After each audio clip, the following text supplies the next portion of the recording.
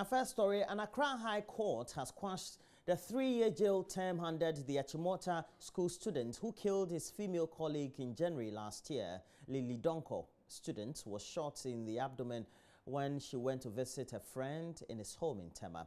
The juvenile convict was sentenced to 3 years in a correctional home for manslaughter. He has, however, been discharged after serving just 6 months of the sentence because the High Court said there was a miscarriage of justice during the trial. There's more in the following report.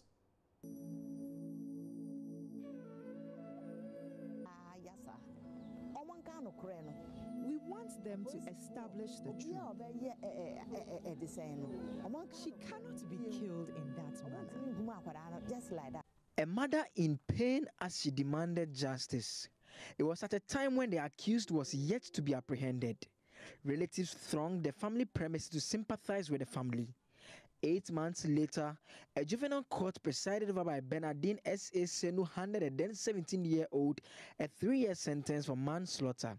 He was to serve the period in a correctional home. In November 2017, family of the convict headed to the High Court seeking to set aside the decision. They argued the juvenile court did not have jurisdiction to hear the matter as prosecution first commenced at the district court. They had also insisted the trial judge did not follow procedure in sentencing him before ordering for a social inquiry report to be issued. The state prosecutors had challenged these claims and urged the court to disregard them. Justice Kofi Dogu, delivering his judgment, held that the juvenile court judge erred in sentencing a student without first having access to the social inquiry report. It accordingly set aside that decision and directed a discharge of the student.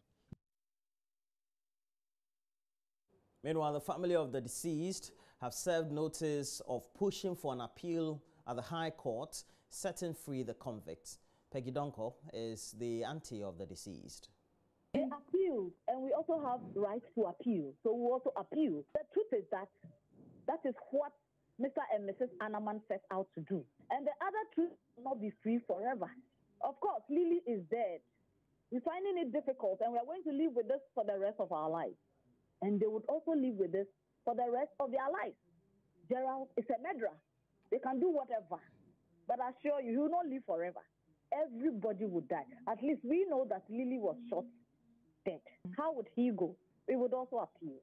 That is all we want. Very soon, at least we have the our legal guys from the AG's department. It's a criminal case, so we don't have take our own lawyer. You know that. So the state will handle it for us. So we are looking up to the state to also appeal because it doesn't make sense at all. We start court proceedings and you tell us that your son has an examination or an impending exam to write. So you cannot be in court every day. We understood. Yeah. Now, after you are telling us that the duration was what? The stipulated date. Well, the final judge is God. The Ministry of Health has ordered embattled medical director of the Ankafo Psychiatric Hospital, Dr. Eugene Dodoi, to leave his post within a week to make way for the appointment of his successor. The decision follows months of agitation by staff of the hospital demanding his removal over poor human relation claims. The Deputy Health Minister, Tina Mensah, and the Chief Executive Officer of the Mental Health Authority, Dr. Kwesiose, met the staff to convey the decision of the committee to them. Richard Kwejunyako has more.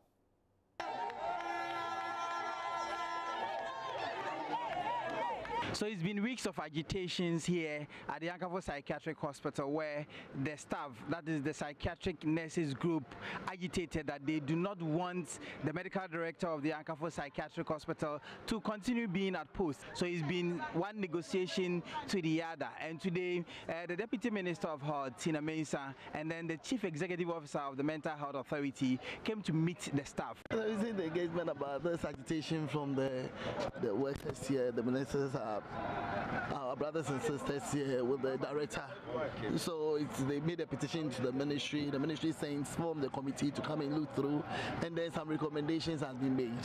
So I came to deliver the intentions of the ministry to them, and I think this is what we came to meet today. It's unfortunate that I've made the press because I was coming to talk to my children, and then I've made the press here. Okay, so we want in clear terms what the recommendations were. The recommendations, they asked something. So the ministry has asked the director within this week to roll up, and then we see the way forward. That is all I can say about it. We need some brief details about no, the I said how many months I will never. Let me say. How many months is he? I will. I said something. So I'm not going to talk. So as you can see here, there are wild jubilations, and they are popping champagne in the process. Their staff are very happy here. They are happy with the decisions that have been taken. The nurses and the staff here are very happy. They are comfortable with the decision that has been taken, and they are happy that at long last, Dr. Eugene Dodoi, the medical director of this facility, is being asked to step aside. I am so elated. This man has oppressed us for so long, and it is not as if he became the director before doing this, before he was here. And what he was doing, it was very terrible. And so we are very happy. Myself, I'm a victim. My wife is a victim. And I don't know, he stood at a church to give thanksgiving. Today is our day. Sunday, we are going to stand at the same church to give a testimony and give God a thanksgiving service on Sunday. So I can't explain my joy this afternoon. Oh yeah, I feel very excited because what we have been fighting for so long, today we have won the battle. But what I want to real quick is that, it wasn't just because of his character. Okay, there is a lot of rot going on in the hospital accounts, and as the health minister, the deputy minister said that they will come and investigate it. I just hope that maybe it shouldn't be a political talk.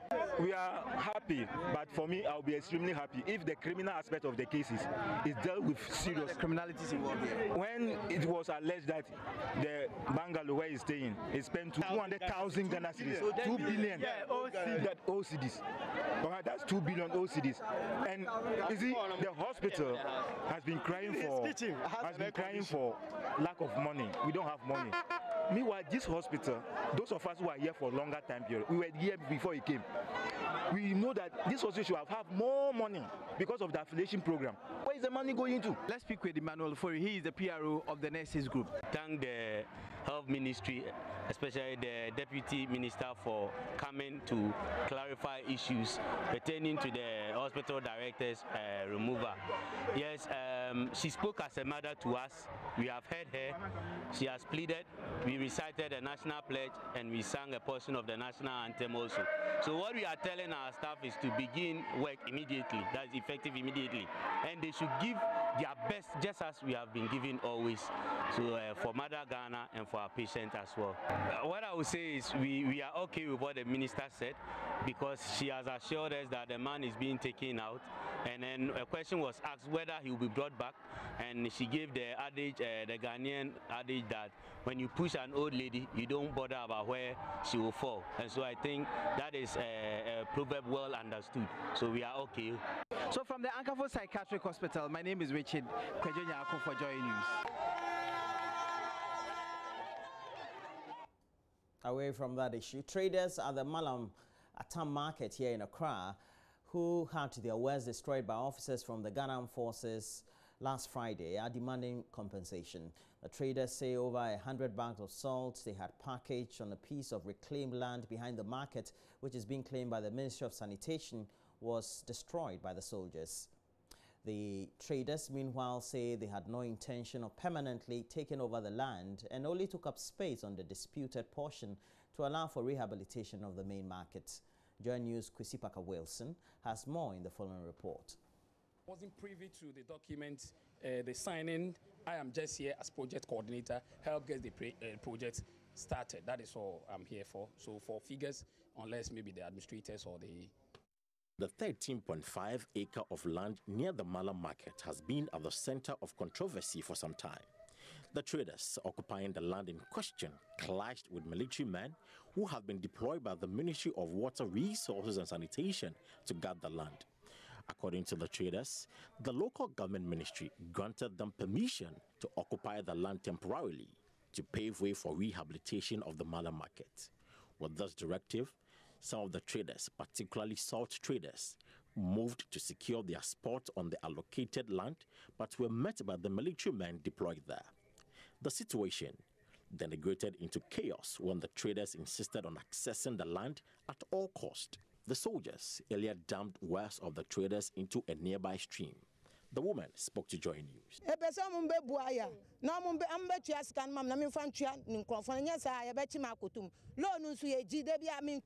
They should come and compensate us. We took loans to buy this salt, and now everything is destroyed. How do I repay my debt? If my creditors come and arrest me, who will cater for my children?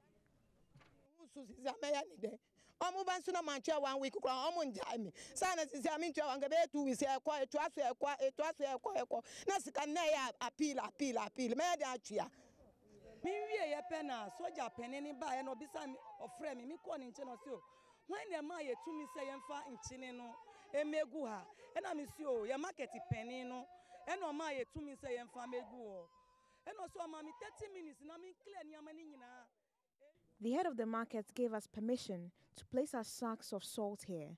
When the soldiers came, they instructed us to pack the sacks within 30 minutes, claiming ownership to the land. I pleaded with the soldiers to give us 24 hours to pack, but he threatened my life. Quickly, I had to go gather some young men to help me pack. When we got back, the soldier looked at me and told me to step back if I wanted to live.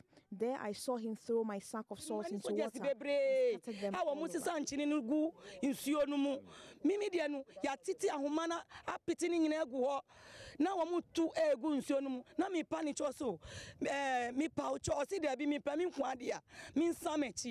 Chairman of the Traders Association at Mala Market, Nathaniel Beaumont, has given the Ministry of Sanitation 3 days to resolve the impasse so they can move to the new site.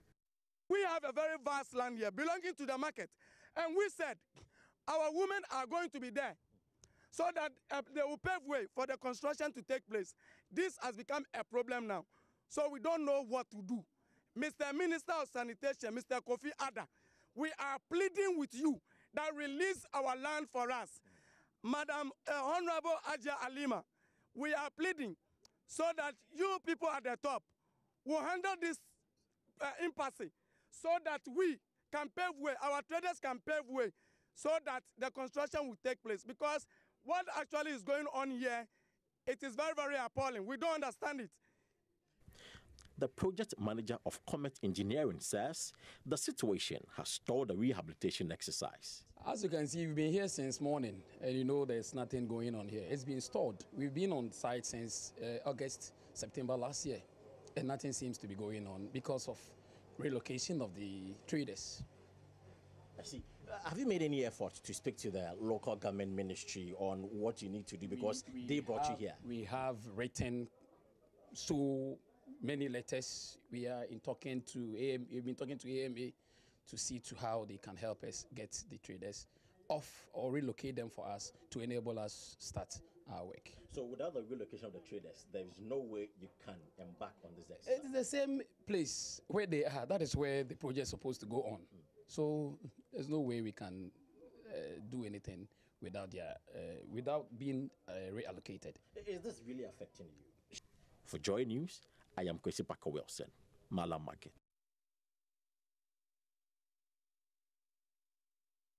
And I have to indicate the market is Malam Market, not Malam Atta Market, as I said earlier.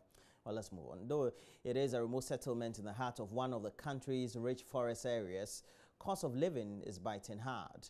The most reliable means of transport to and from the community is through the motorcycle. Residents cannot wear white clothes for fear of having them discolored. These make up the plight of inhabitants of Kutukrum, one of the country's cocoa growing and mining communities located in the Nzima East District of the Western Region. JoyNews MFA Atiamueli traveled on that stretch and our reports.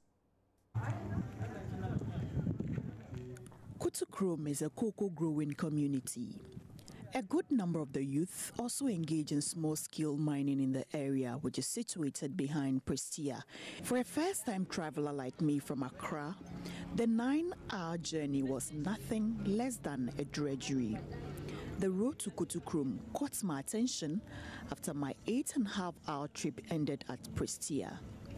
The 30-minute distance seemed forever.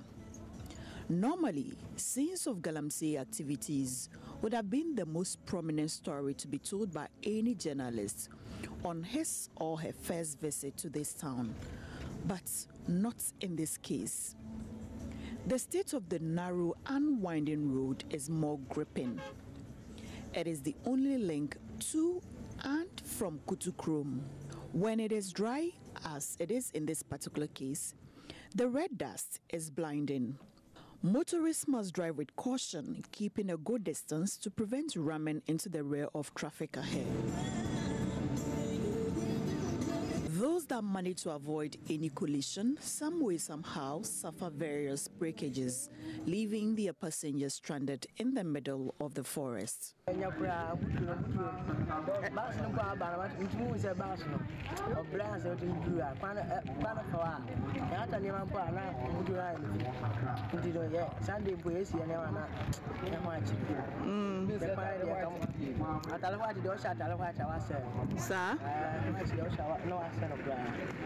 When it rains, drivers are better off staying put than attempting any trip. In cases of emergencies, the passenger bears the cost at very astronomical rates. In such cases, it is the motorbike riders who become handy.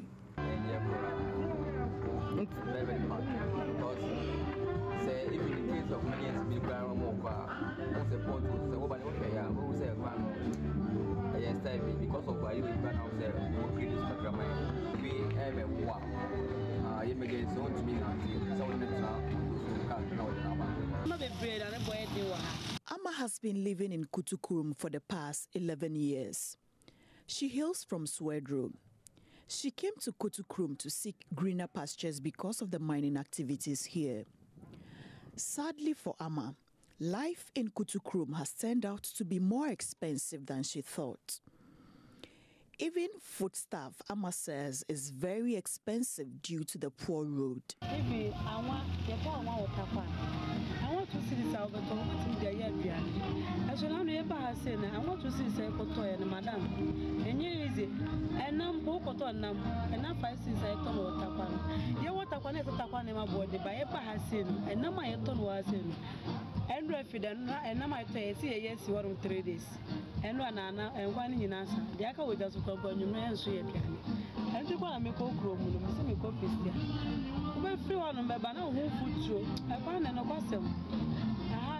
For residents of Kutukrum, if there's any development they need as a people, fixing the red, dusty, narrow, winding stretch is their most pressing need at the moment. Emefa Ewenam Atiamwa Eli. For JoyNews, Kutukrum, Western Region.